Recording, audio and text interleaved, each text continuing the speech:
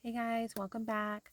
I did not upload yesterday because I spent all day yesterday trying to get myself to actually understand what's going on right now because I've been very confused. so, I actually watched two videos on YouTube on the Bible Project channel that I found. It's called Bible Project. I watched a video about Ruth. It was like an overview of the book of Ruth, and then it was also an overview of the book of that we're reading right now, First Samuel. And oh my gosh, it helped so much. It helped tremendously. And then I also went to church, and it's so interesting. The past 3 Sundays, so like yesterday and then the previous 2 Sundays, um, the pastor has been pulling his sermons from the book Judges, which I was currently reading and just finished. So I thought that was pretty like wild. That like currently what I was reading as we were going was what they were talking about. So I thought that was pretty cool. And then I also went back and reread the beginning of First Samuel up until today. I actually went and read it again because after I watched those videos on the Bible Project, I was like, okay, I understand more what's going on. So then I was able to go and reread it and understand better what was happening. And the I was confused about what the Ark of God was, because they mention it today, and then in the chapters, the previous chapters we did the other day, and I was like, what is that? And for some reason, I kept thinking it was a person. I don't know why I thought that, but that was wrong. Anyways, it was something that they mentioned in Exodus that they were building. It's kind of like I don't know, like a chest kind of thing, like a seat kind of thing. You can Google it, just Google Ark of God and it'll, show you stuff. Anyway, so um, it was, today it's picking up where it was stolen by the Philistines after the Philistines defeated Israel in battle.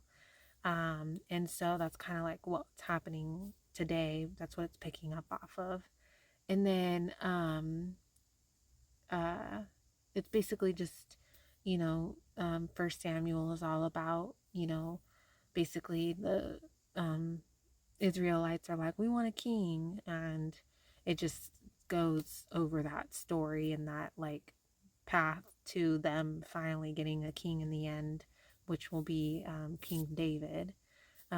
So anyways, I highly recommend if you're confused at all like me, or even if you read the Bible regularly and you know the Bible more than I do, the YouTube channel Bible Project just has such great videos. It's so great and it's really interesting, and it's just such a great resource to use. And I mean, you can't replace watching the videos with actually reading the Bible, but it's a great like additional resource to help understand what's going on in the Bible, especially if it's your first time reading it like me. So again, it's Bible Project. You just go you look it up on YouTube.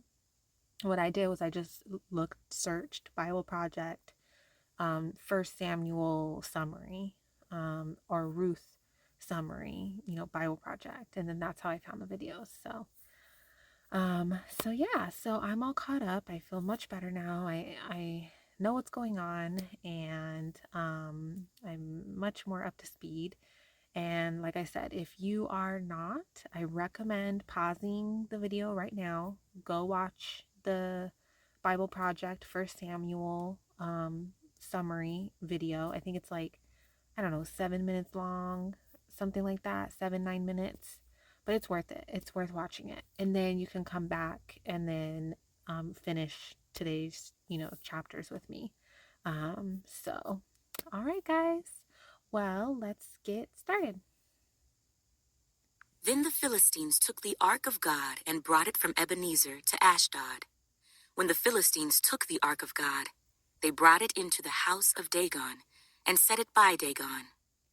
And just in case you don't know what Dagon is Dagon is the god that the Philistines like are following right now or whatever.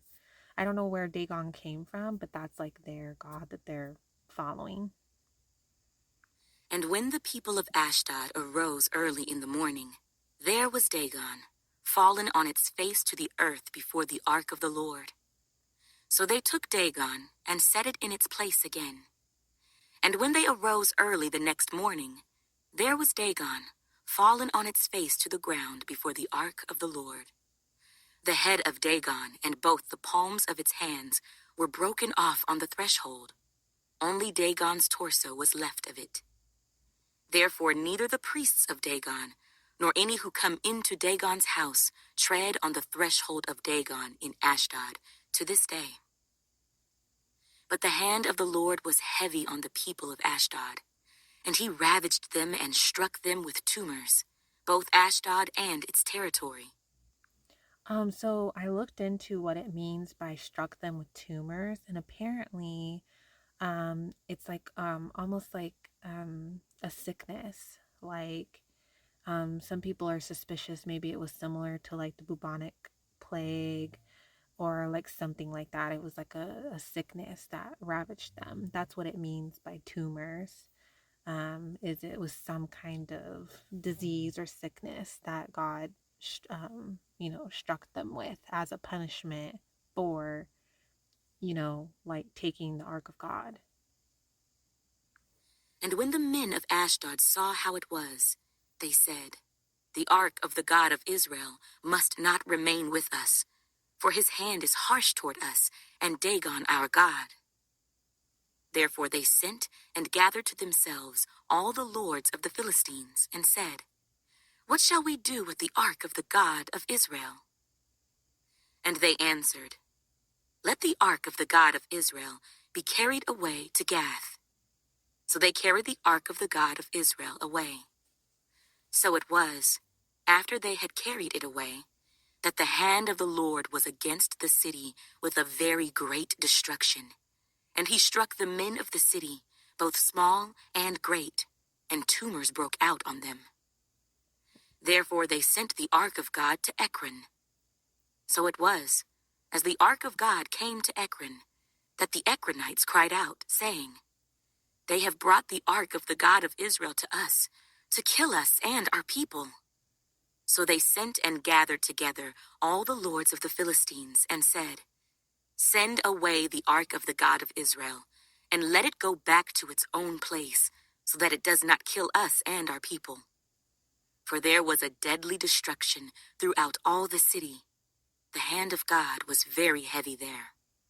And the men who did not die were stricken with the tumors, and the cry of the city went up to heaven. Now the ark of the Lord was in the country of the Philistines 7 months. And the Philistines called for the priests and the diviners, saying, "What shall we do with the ark of the Lord? Tell us how we should send it to its place."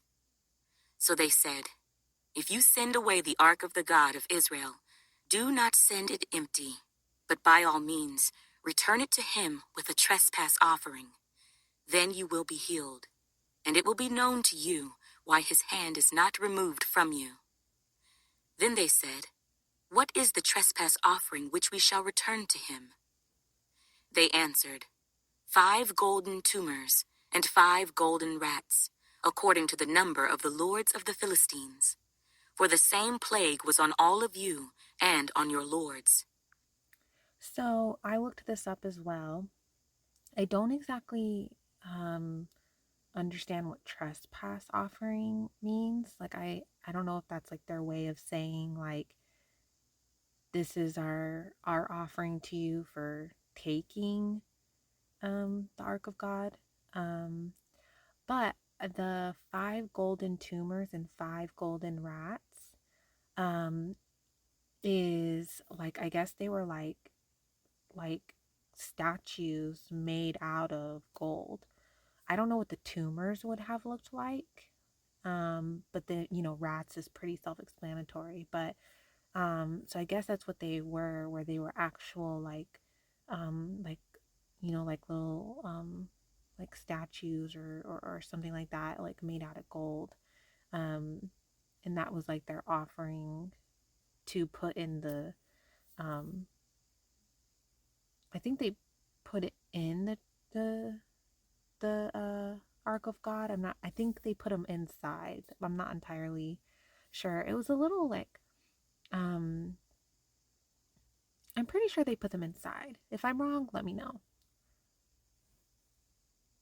Therefore you shall make images of your tumors and images of your rats that ravage the land, and you shall give glory to the God of Israel. Perhaps he will lighten his hand from you, from your gods, and from your land. Because basically, I guess the tumors, which is the sickness, the disease or whatever that ravaged them, I guess they were getting it through the rats. Like God was using the rats to give them. So that's why some people online were saying that it was like maybe something like the bubonic plague or something like that is what they were getting sick with. And that's like what they mean by tumors.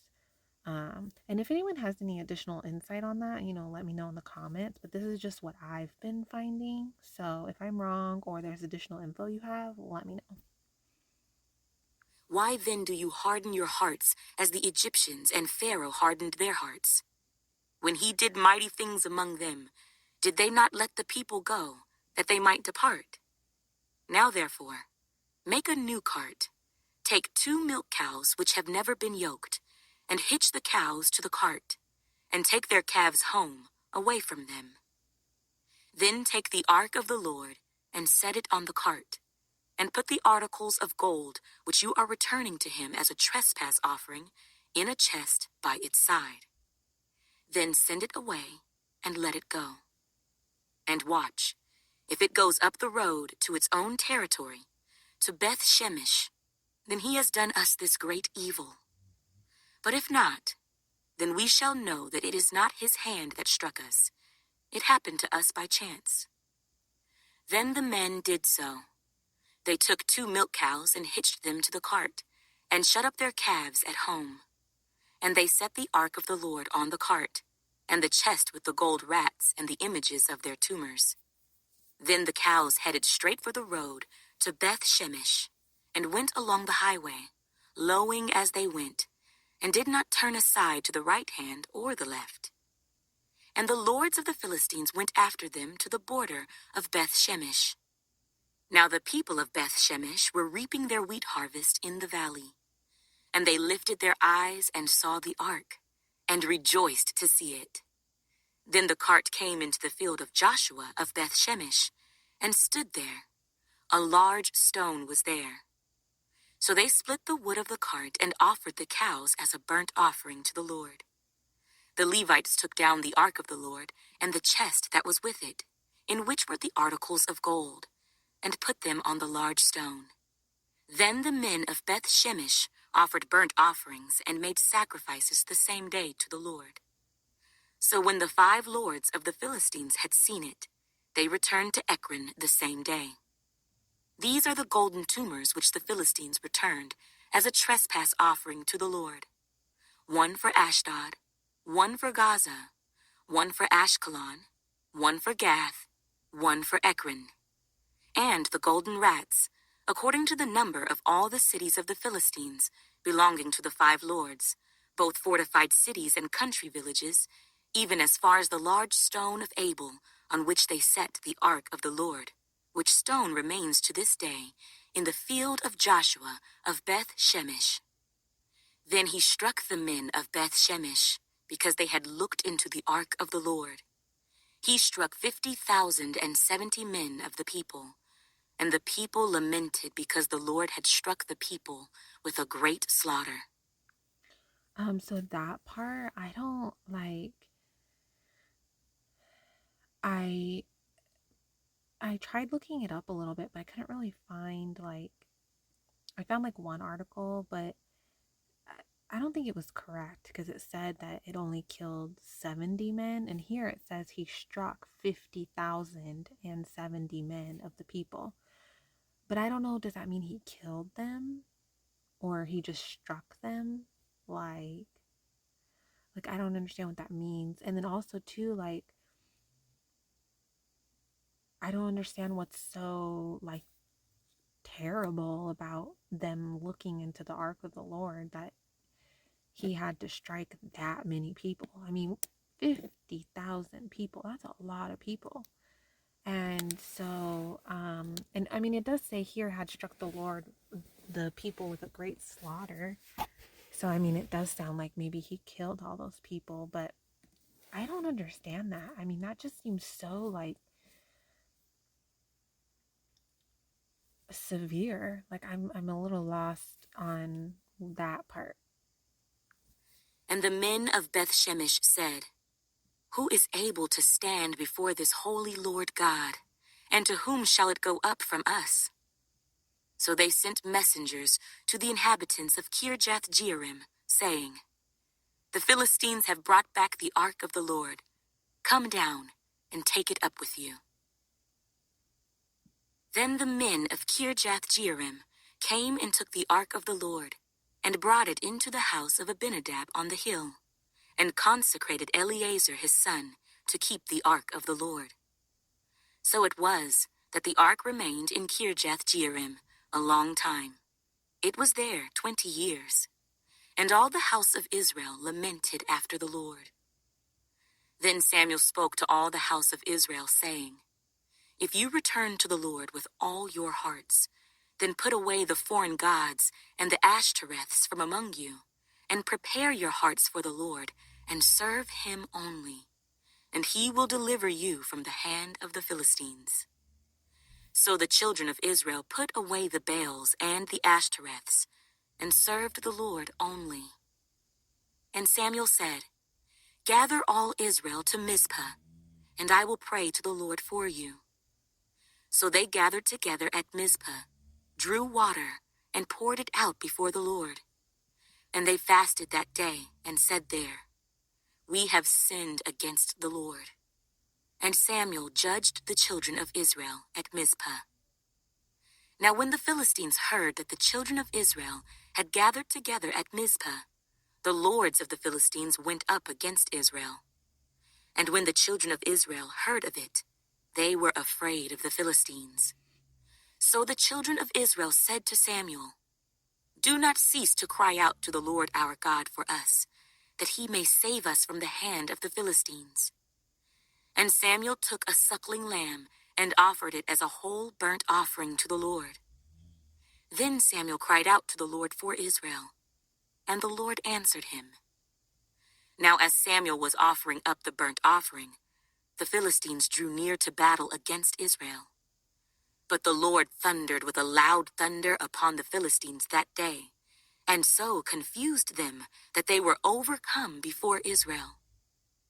And the men of Israel went out of Mizpah and pursued the Philistines, and drove them back as far as below Beth-kar. Then Samuel took a stone and set it up between Mizpah and Shen, and called its name Ebenezer, saying, "Thus far the Lord has helped us." So the Philistines were subdued, and they did not come any more into the territory of Israel. And the hand of the Lord was against the Philistines all the days of Samuel. Then the cities which the Philistines had taken from Israel were restored to Israel, from Ekron to Gath. And Israel recovered its territory from the hands of the Philistines. Also, there was peace between Israel and the Amorites. And Samuel judged Israel all the days of his life. He went from year to year on a circuit to Bethel, Gilgal, and Mizpah, and judged Israel in all those places. But he always returned to Ramah, for his home was there. There he judged Israel, and there he built an altar to the Lord. Now it came to pass when Samuel was old, that he made his sons judges over Israel. The name of his firstborn was Joel, and the name of his second, Abijah. They were judges in Beersheba. But his sons did not walk in his ways. They turned aside after dishonest gain, took bribes, and perverted justice. Then all the elders of Israel gathered together and came to Samuel at Ramah and said to him, "Look, you are old, and your sons do not walk in your ways. Now make us a king to judge us like all the nations." But the thing displeased Samuel when they said, "Give us a king to judge us." So Samuel prayed to the Lord. And the Lord said to Samuel, "Heed the voice of the people in all that they say to you, for they have not rejected you, but they have rejected me, that I should not reign over them. According to all the works which they have done since the day that I brought them up out of Egypt, even to this day, with which they have forsaken me and served other gods, so they are doing to you also. Now therefore, heed their voice. However, you shall solemnly forewarn them and show them the behavior of the king who will reign over them." So Samuel told all the words of the Lord to the people who asked him for a king. And he said, "This will be the behavior of the king who will reign over you. He will take your sons and appoint them for his own chariots and to be his horsemen, and some will run before his chariots. He will appoint captains over his thousands and captains over his 50s, will set some to plow his ground and reap his harvest, and some to make his weapons of war and equipment for his chariots. He will take your daughters to be perfumers, cooks, and bakers. And he will take the best of your fields, your vineyards, and your olive groves, and give them to his servants. He will take 1/10 of your grain and your vintage, and give it to his officers and servants. And he will take your male servants, your female servants, your finest young men, and your donkeys, and put them to his work. He will take 1/10 of your sheep, and you will be his servants. And you will cry out in that day because of your king, whom you have chosen for yourselves, and the Lord will not hear you in that day." Nevertheless, the people refused to obey the voice of Samuel, and they said, "No, but we will have a king over us, that we also may be like all the nations, and that our king may judge us and go out before us and fight our battles." And Samuel heard all the words of the people, and he repeated them in the hearing of the Lord. So the Lord said to Samuel, "Heed their voice, and make them a king." And Samuel said to the men of Israel, "Every man go to his city." There was a man of Benjamin, whose name was Kish, the son of Abiel, the son of Zeror, the son of Bechorath, the son of Aphiah, a Benjamite, a mighty man of power. And he had a choice and handsome son whose name was Saul. There was not a more handsome person than he among the children of Israel. From his shoulders upward, he was taller than any of the people. Now the donkeys of Kish, Saul's father, were lost. And Kish said to his son Saul, "Please take one of the servants with you, and arise, go and look for the donkeys." So he passed through the mountains of Ephraim and through the land of Shalisha, but they did not find them. Then they passed through the land of Shaalim, and they were not there. Then he passed through the land of the Benjamites, but they did not find them. When they had come to the land of Zuph, Saul said to his servant who was with him, "Come, let us return, lest my father cease caring about the donkeys and become worried about us." And he said to him, "Look now, there is in this city a man of God, and he is an honorable man. All that he says surely comes to pass. So let us go there. Perhaps he can show us the way that we should go." Then Saul said to his servant, "But look, if we go, what shall we bring the man? For the bread in our vessels is all gone, and there is no present to bring to the man of God. What do we have?" And the servant answered Saul again and said, "Look, I have here at hand 1/4 of a shekel of silver. I will give that to the man of God, to tell us our way." Formerly in Israel, when a man went to inquire of God, he spoke thus: Come, let us go to the seer, for he who is now called a prophet was formerly called a seer.